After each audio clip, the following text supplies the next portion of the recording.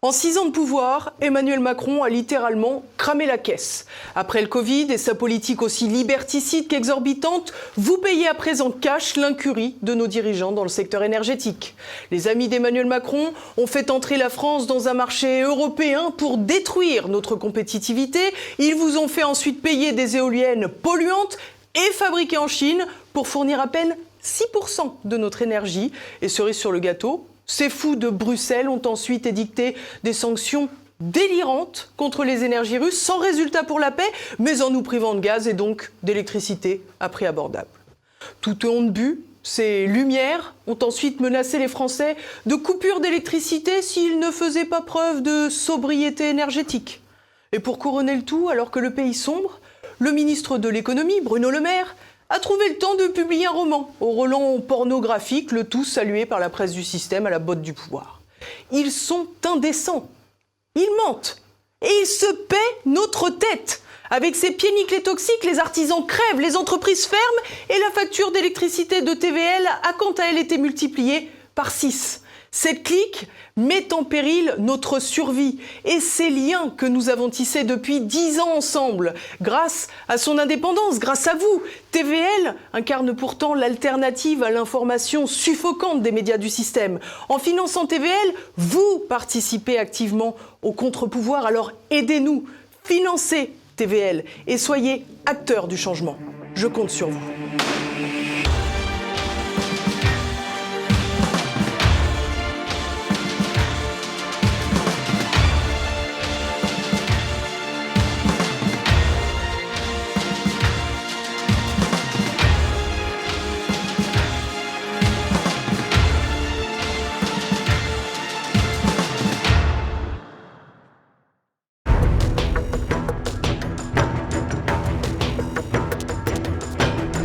Bonjour Daniel Rieu. Bonjour. Vous êtes lanceur d'alerte particulièrement actif sur les réseaux sociaux et vous êtes en procès avec l'ancien attaquant du Real de Madrid, Karim Benzema. Le procès se déroule le mardi 20 juin. Alors, en parcourant les articles de presse concernant même, je me disais que si la loi Sapin 2 a instauré une protection contre les représailles judiciaires pouvant intimider les lanceurs d'alerte, eh bien, vous n'entrez manifestement pas dans cette catégorie. Radio France, d'ailleurs, vous traite, je cite, de jeunes polémistes d'extrême droite. Alors, qui êtes-vous vraiment ? Écoutez, j'essaye de lancer l'alerte, effectivement, sur les thématiques de l'islamisme, de l'immigration. Ici, en l'occurrence, ce qui nous intéresse, c'est les ambiguïtés, les signaux ambigus de Karim Benzema. Et notamment, le principal d'entre eux, c'est qu'il a liké une publication Instagram 15 jours après la décapitation de Samuel Paty, publication qui reprenait la rhétorique djihadiste, justifiant ce geste absolument atroce. Et donc, depuis, je dénonce les ambiguïtés de Karim Benzema. Vous allez vous retrouver devant la 6e chambre de la presse du tribunal de Lyon.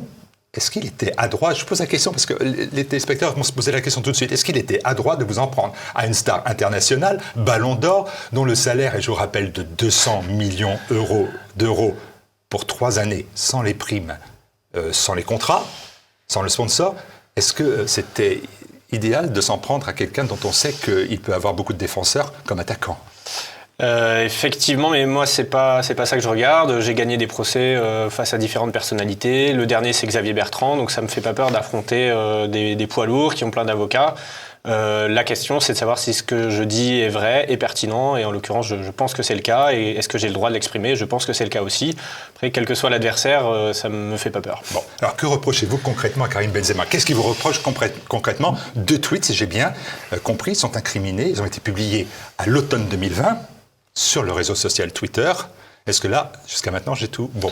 Oui, c'est ça. Le premier d'entre eux, c'est parce que j'ai diffusé la photo de Karim Benzema avec un imam qui a été perquisitionné à la suite de Samuel Paty. Donc, ils ont fait une série de perquisitions. Sans aucune poursuite, on est d'accord ? Il se trouve qu'il n'a pas été poursuivi. Néanmoins, je pense que c'est important pour les gens de savoir qui fréquente Karim Benzema. En l'occurrence, c'est un imam qui, au moins, a fait partie, à un moment donné, d'une liste de personnes à vérifier et à contrôler. Donc, pas n'importe qui.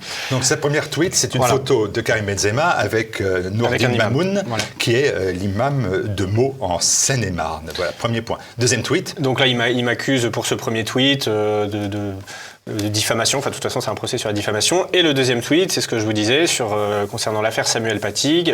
Enfin, si vous voulez, je fais référence à ça. Il a eu une expression, on va dire, en soutenant cette publication, qui reprenait, donc qui validait en disant que s'il y avait eu l'affaire Samuel Paty, c'est parce que la France était islamophobe, que Macron était islamophobe, qu'en gros c'était mérité. Et il y a une partie de la publication, c'est que le châtiment s'abatte sur les ennemis du prophète. Et Karim Benzema va liker cette publication Instagram. Et donc avec notamment ces deux... Liker, ça ne veut pas dire s'engager, c'est juste... Ah bah ça veut dire j'aime, ça veut dire j'approuve. Ça veut dire j'approuve le message de la personne. Donc à partir du moment où il y a cette fréquentation d'imams, il y a du prosélytisme islamique permanent, il se met en photo à la Mecque, il fait la promotion de la médecine chariatique, il utilise le doigt levé qui est un signe djihadiste, et voilà, c'est là où on arrive au tweet qui m'est reproché. C'est un tweet où je le mets avec 3 photos de djihadistes qui font ce même signe parce que c'est un signe djihadiste. Et lui, il fait ce signe, il se prend en photo avec ce signe, et je considère que tous ces faisceaux ambigus, voilà, je m'interroge sur la signification, s'il a un message à nous faire passer. Et autant, je dirais, avant l'État islamique, ce signe, personne ne le connaissait, on pouvait imaginer que voilà, il soit fait de manière sans arrière-pensée. Autant je pense que depuis qu'on sait que les djihadistes font ce signe, si on reprend ce signe djihadiste, je crois qu'on sait la signification qu'il a, et donc on envoie un message. Est-ce que vous n'avez pas sous-estimé la réaction des internautes? Moi j'ai regardé, ils ont été très nombreux à être choqués par des accusations jugées gratuites et déshonorantes, j'ai même lu, envers un sportif français de renommée mondiale. Et j'ai vu quand même dans les réponses que ce signe que vous évoquez, eh bien on voit à un moment donné Damien Rieu qui fait ce signe, on voit Éric Zemmour, on voit Marine Le Pen. Alors, je pense qu'il y a un contexte à ce signe. Est-ce que j'ai des ambiguïtés avec l'islamisme? Je ne crois pas. Et là, en l'occurrence, il pose pour faire ce signe. C'est pas au cours d'une conversation, une gestuelle que je peux avoir et qui on fait un arrêt sur image et on prend un index levé. Là, en l'occurrence, il pose, il fait ce signe, et il le fait à plusieurs reprises, et c'est un signe religieux, il fait du prosélytisme en permanence, donc je pense qu'il n'y a pas de doute sur le fait que c'est un signe religieux, et il ne veut pas montrer la lune, quoi. Vous avez voulu signaler avec humour, c'est le terme que vous avez utilisé sur Twitter dans le cadre de la liberté d'expression, les ambiguïtés de Benzema sur l'islamisme. Est-ce que vous avez dit à un moment donné qu'il se comportait comme un extrémiste islamiste, comme un djihadiste? Est-ce que vous avez dit Benzema égale djihadiste? Non, pas du tout. En fait, c'est le principe de la caricature. La caricature, on se base sur quelque chose de vrai et on en fait une exagération. Évidemment, Karim Benzema n'est pas un djihadiste. Simplement, je compare le signe qui est le même en mettant voilà, des photos de djihadistes à côté. Donc c'est une caricature et c'est tout à fait dans le registre de la liberté d'expression. Voilà, donc après, il y a des gens qui s'en indignent. Il faut voir qui sont ces gens. Beaucoup quand même. Beaucoup parce qu'il a 20 millions de... C'est un spécialiste des réseaux sociaux. Vous avez vu quand même que les réactions sont assez... sportive et virile. Disons qu'il a une communauté particulière, il est particulièrement aimé de la communauté franco-algérienne. Donc pour les jeunes musulmans, c'est un véritable modèle, ce qui est d'autant plus dangereux par rapport au signal qu'il leur envoie, qui est un signal de radicalité, de légitimation d'un geste absolument atroce. Donc il a une responsabilité par rapport à ça, et je pense que voilà, c'est un très mauvais exemple. Et oui, effectivement, il est soutenu par des millions de jeunes pour qui il est, je dirais, la star numéro 1 de cette communauté-là, une communauté sur laquelle on a beaucoup de difficultés à vivre ensemble, si j'ose dire, en France. Et ça se retrouve un petit peu, la confrontation du procès qu'on aura mardi, c'est un peu ces deux France, quoi. La France qui dénonce cette communauté franco-algérienne qui a la haine de la France. Et voilà, on va se retrouver un peu face à face mardi. On a quand même un peu de mal à comprendre pourquoi le joueur français a porté plainte en mai 2022 pour diffamation contre des tweets, je cite, qui apportent la haine et ont pour vocation à diviser les gens.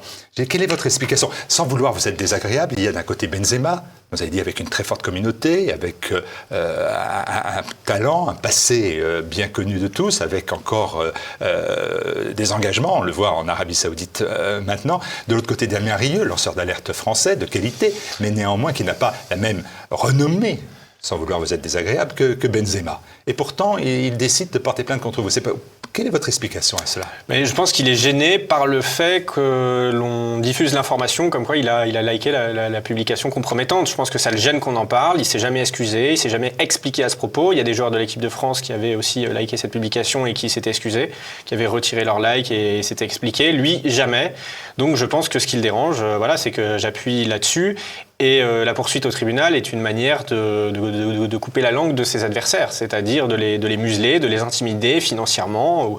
Voilà, donc moi j'ai eu jusqu'à présent 7 procès, j'ai gagné tous mes procès, donc j'ai l'habitude, je ne me laisse pas intimider, je suis soutenu par des donateurs qui font que je continue ce combat. J'ai 7 autres procès qui m'attendent face à des imams dont je dénonce les fréquentations djihadistes, radicales, face à Valérie Pécresse dont j'ai dénoncé la proximité avec des prédicateurs sulfureux lors de la campagne présidentielle. Elle a nié cela avec Voilà, vigueur. mais donc il y aura un procès que pour le coup je suis sûr de gagner puisque les preuves, les faits sont là.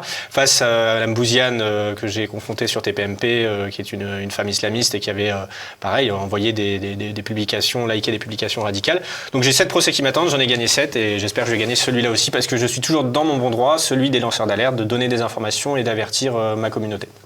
Dans les explications, pour comprendre un peu ce tintouin autour de vous, est-ce que c'était pas non plus aussi un moyen pour Benzema de faire passer sous silence les condamnations dont il est lui-même responsable? Je crois que oui, on peut voir aussi, c'est peut-être une diversion. Moi, je suis particulièrement honni et détesté par sa communauté, donc c'est peut-être une manière aussi de se faire bien voir de ce camp-là.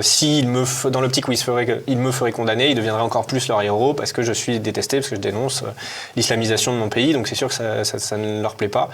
Donc, parce que lui-même a été condamné par le tribunal de Versailles pour complicité de tentative de chantage, oui. Et a été condamné à 1 an de prison avec sursis. C'est un délinquant, Karim Benzema est un délinquant, il a été condamné pour ça et on en a assez peu parlé effectivement. Il n'a pas fait appel. Voilà, donc sa condamnation est définitive, on peut le dire, on peut le qualifier de délinquant. Dédommagement financier à l'égard de sa victime, M. Valbuena.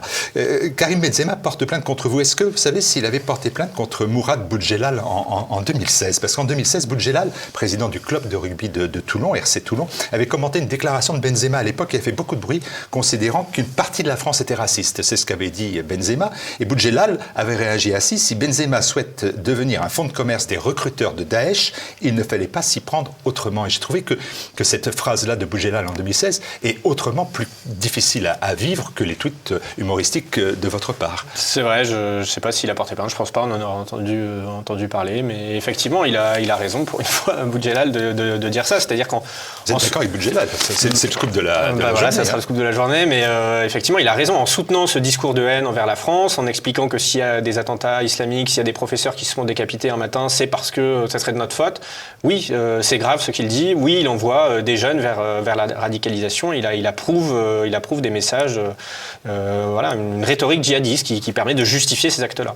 Moi, ce qui me surprend enfin, parce que je ne vais pas non plus être toujours à charge contre vous, mais j'ai trouvé quelque chose qui m'a laissé quand même un peu pantois, c'est dans le dépôt de plainte. Ce sont les propos publics d'un conseil du joueur, du conseil du joueur, je sais pas son nom, qui a révélé votre vrai nom de famille et a fait, dit-il, tous les efforts pour avoir votre adresse. Est-ce qu'il n'y a pas là, je me suis dit quand même, une volonté de mettre en péril votre sécurité physique, parce que vous êtes un lanceur d'alerte qui subit de très nombreuses menaces? Effectivement, alors j'ai un nom d'usage en politique, que j'ai fait déposer d'ailleurs auprès de l'administration, mais effectivement, c'est une manière peut-être d'intimider, de connaître mon identité. Pour la question de mon adresse, oui, je n'ai pas envie de finir comme Samuel Paty, donc oui, mon adresse est cachée. Maintenant, on peut très aisément, la justice a l'habitude pour les différentes procédures en cours, que je sois en défense ou en attaque, de trouver l'adresse de mon avocat, donc il n'y a pas de problème, mais on peut le voir comme une intimidation. Et d'ailleurs, j'ai un rappeur qui a fait un clip dernièrement où justement il se met en scène en train de venir m'agresser à mon domicile. Donc c'est pas des menaces à prendre à la légère, donc j'ai toute raison de me protéger, effectivement. Karim Benzema est parti jouer en Arabie Saoudite, ça ne vous a pas échappé. Sera-t-il présent au procès de Lyon mardi? Écoutez, Lyon, c'est sa ville de naissance, Bron. Lyon, ouais, effectivement. Je pense pas, parce qu'à mon avis, ça donnerait beaucoup trop d'audience. Déjà, à mon avis, c'est une erreur d'avoir porté plainte parce que l'annonce de la plainte a fait des articles dans le monde entier. Donc je pense que le procès sera aussi couvert médiatiquement à l'international, puisque effectivement, c'est une histoire qui est médiatique, qui est emblématique aussi des problématiques que traverse notre pays. Donc je crois que ça fera beaucoup de bruit. Il a eu tort. Voilà, maintenant, je pense qu'il est effectivement très concentré sur sa nouvelle passion pour l'Arabie Saoudite. Il dit, je suis un musulman et je suis fier, je suis heureux d'être dans un pays musulman. Ça aurait été un peu triste parce qu'il aurait pu terminer sa carrière à Lyon, à l'OL. C'est une grande équipe aussi. Ah, ça, je suis bouleversé, ouais, je pense qu'on s'en remettra pas du départ de Benzema. Ça aurait pu, certains joueurs français ont fait ça, ils sont revenus dans leur club où ils avaient ouais, d'ailleurs, ça me fait penser à un attaquant de Lyon là, qui avait dit il y a quelques années qu'il était content de jouer à Lyon parce qu'il se sentait comme chez lui, et c'était un attaquant algérien, et il avait dit il y a une très grosse communauté algérienne à Lyon, je me sens comme chez moi, voilà. Menaces, intimidations à votre encontre sont votre lot quotidien, vous l'avez répété. D'un autre côté, vous portez des coups qui font mal. La lutte contre l'extrémisme islamiste, l'islam radical et reste votre priorité, quitte à laisser même penser quelquefois que ça tourne à l'obsession. J'ai entendu ce terme-là aussi. C'est du moins ce qu'avancent vos adversaires. Est-ce que ça, c'est une lutte qui vous obsède?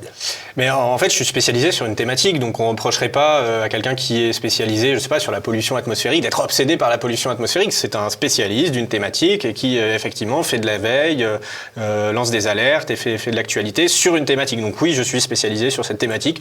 Donc voilà, après, obsession, moi je pense que c'est un danger pour la France. Je pense que c'est une question qu'on aborde tous les jours. Aujourd'hui encore, il y a des affaires qui vont dans ce sens, avec un scandale dans une école à Nice où il y a des prières islamiques. On en parle en permanence. Il y a eu 230 morts.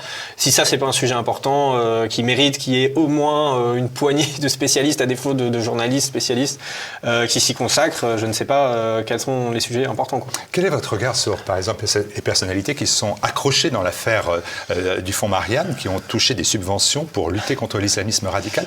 Qu'est-ce que vous en pensez? J'ai un tweet là dans mes brouillons qui est prévu pour tout à l'heure, donc justement, je pense que en fait, c'est le printemps républicain, toute cette mouvance-là, c'est une mouvance qui expliquait en gros que ceux qui dénonçaient les islamistes et les islamistes, c'était les mêmes. Ils avaient leur fameuse théorie, ce qu'ils appellent la tenaille identitaire, et qu'en gros, on est des méchants, eux ils sont le bien, et voilà. Donc c'est des gens qui sont particulièrement arrogants.